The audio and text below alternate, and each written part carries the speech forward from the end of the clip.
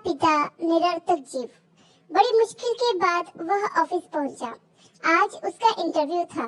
घर से निकलते हुए यही सोच रहा था कि अगर आज मैं इंटरव्यू में सफल हो गया तो पहली फुर्सत में अपना यह पुश्तैनी घर छोड़कर शहर जाकर रहूंगा। माता पिता के रोज रोज के रोक टोक से तो जान छूटेगी।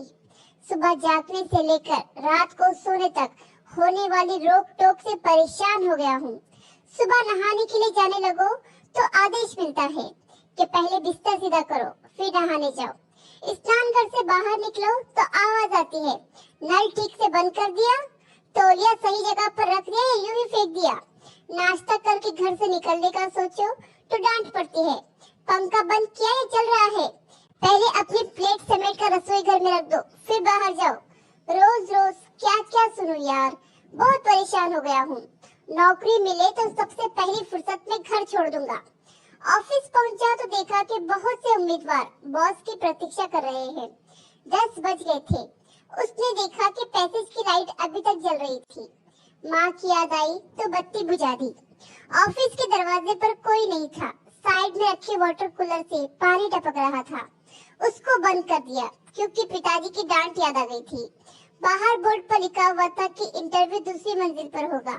सीढ़ियां चढ़ने लगा तो देखा कि सीढ़ी की लाइट भी अभी तक जल रही है।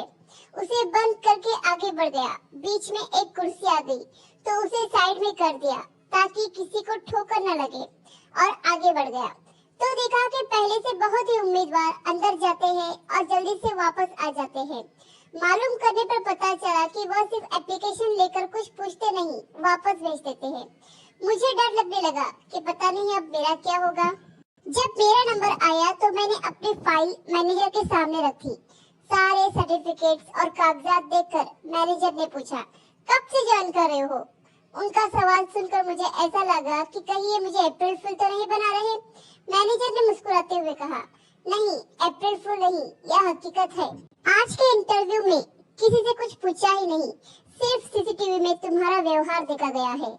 सभी उम्मीदवार आए मगर किसी ने न नल बंद किया और न ही लाइट बंद की और तुम्हारा व्यवहार उन सबसे अलग था। धन्य है तुम्हारे माता पिता जिन्होंने तुम्हें ऐसे संस्कार दिए हैं।